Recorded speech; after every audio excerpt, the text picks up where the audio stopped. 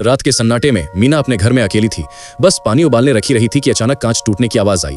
अगले ही पल 3 नकाबपोश लुटेरे घर के अंदर घुस आए। सौभाग्य से मीना टाइम पर टेबल के नीचे छिप गई।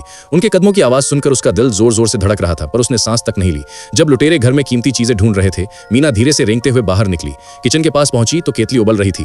तभी किसी के कदमों की आवाज फिर से सुनाई दी। वो फटाफट पास के स्टोर रूम में जाकर छिप गई।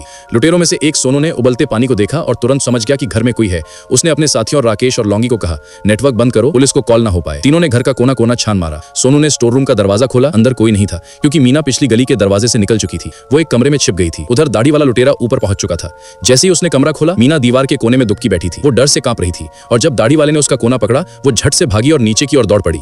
दरवाजे के पास पहुंची तो अचानक रुक गई, जैसे किसी डरावनी चीज को देख लिया हो। बाकी लुटेरे भी नीचे आ गए, समझ नहीं पाए कि वो भाग क्यों नहीं रही। सोनू ने झट से दरवाजा बंद किया और मीना को पकड़कर बांध दिया। उसने पूछा, सेफ कहाँ है? मीना चुप रही। तब उसने दाढ़ी वाले को कहा, इस पर नजर रख, हम देखते हैं। दाढ़ी वाले ने पूछा, तू भागी क्यों नहीं? डर के मारे मीना ने सच बताया, मुझे क्लस्ट्रोफोबिया है, मैं घर से बाहर निकलते ही घबरा जाती हूँ। दाढ़ी वाले को एक आइडिया आया। उसने जबरदस्ती मीना को बाहर फेंक दिया।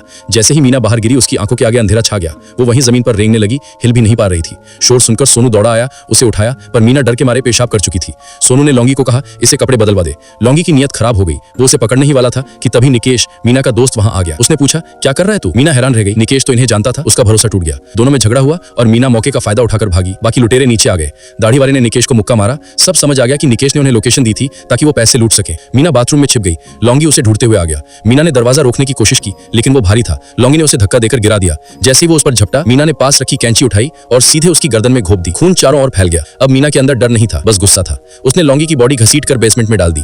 बाकी लुटेरे नीचे आए तो बस खून के निशान दिखे। उन्होंने लौंगी को मरा पाया। मीना ने वहीं रखे एक लकड़ी के बॉक्स से एक चाबी निकाली। पता चला बेसमेंट का सीढ़ीदार रास्ता खुद एक जाल था। निकेश को पकड़कर उसने कुछ उंगलियां तोड़ी, फिर उसे उसी बेसमेंट में धक्का दे दिया। सोनू जब फर्स्ट एड बॉक्स लेने गया, दरवाजा अपने आप बंद हो गया।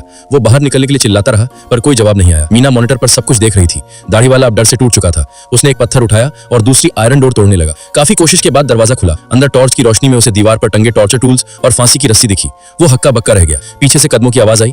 मीना खड़ी थी। लड़ाई शुरू हुई। मीना ने उसे हथौड़ा मारा, लेकिन दाढ़ी वाले ने उसका हाथ पकड़ लिया। दोनों में जबरदस्त झगड़ा हुआ।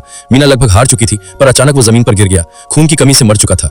मीना वहीं बैठ गई, थकी हुई लेकिन जिंदा। डर के उस घर में अब सिर्फ सन्नाटा था।